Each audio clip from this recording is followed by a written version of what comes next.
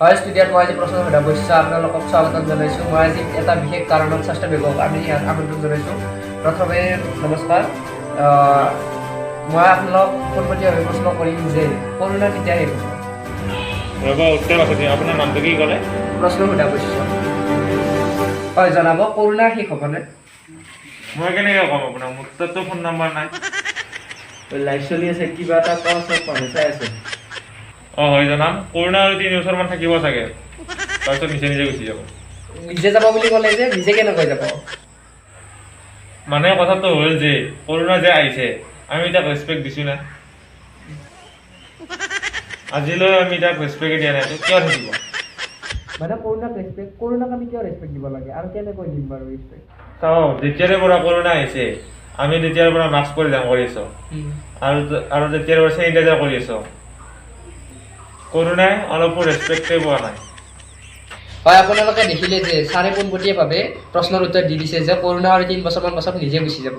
ৰ'বচোন, মই এটা কথা কওঁ। হয় ক'ব।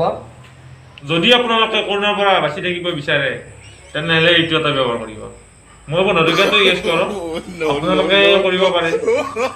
আপোনালোকে দেখিলে যে এইটো ইউজ কৰিলে কৰোণা নাহে, তো আপোনালোকে ইউজ কৰিব পাৰে। এবাৰ আমি পোনপটীয়াভাৱে প্ৰশ্ন সুধিম আমাৰ দাস ছাৰলৈ। দাস ছাৰে জনাব কৰোণা কেতিয়ালৈ যাব? মোৰ মতে কৰোণা নাযায়, সি ইয়াত থাকি বহুত ভাল পাইছে। ছাৰ, যদি কৰোণা থাকে তেন্তে মানুহৰ মৃত্যু হৈয়ে থাকিব। কিয় হ'ব তাৰ ৰাস্তাৰে সি যাব, আমাৰ ৰাস্তাৰে আমি যাম। আপুনি দেখি আছে ৰাজ্যত নতুন নতুন SOP আহি আছে, তো ইয়াৰ ওপৰত আপোনাৰ মন্তব্য কি? হয়, মই চৰকাৰক ক'ম যে অসমত ফুল লকডাউন দিব লাগে, যাতে মই ঘৰত বহি লুডু খেলিব পাৰোঁ। মই লকডাউন দিলেতো 8 লেভেল কৰি গ'লাম। চাওক, আমি ডুপ্লিকেট মানুহ ভুলাই ভাল নাপাওঁ। এতিয়া হ'ব বাৰু, কাজিয়া সমাপ্ত কৰক। তো আপোনাক মই সুধিম যে স্বাস্থ্য বিভাগ হিচাপে আপোনাৰ কিমান অসুবিধা হৈছে কৰোণাৰ দিনত? বৰ দুখ লগা ঘটনাই। মই যেতিয়া কৰোণা ৰোগীক চাব যাওঁ, মাস্ক নাপালে পিছিব পাৰিলেও মুখত মাৰি যাওঁ। হয় বাৰু, আপুনি এনেকুৱা কাম কৰি আছে, ভাল কথা ৰাইজৰ বাবে। আপুনি যে কৰোণাৰ দিনত এনেকৈ ওলাই যায়, তো আপুনি আপোনাৰ দেহক লৈ কিমান যতন লয়?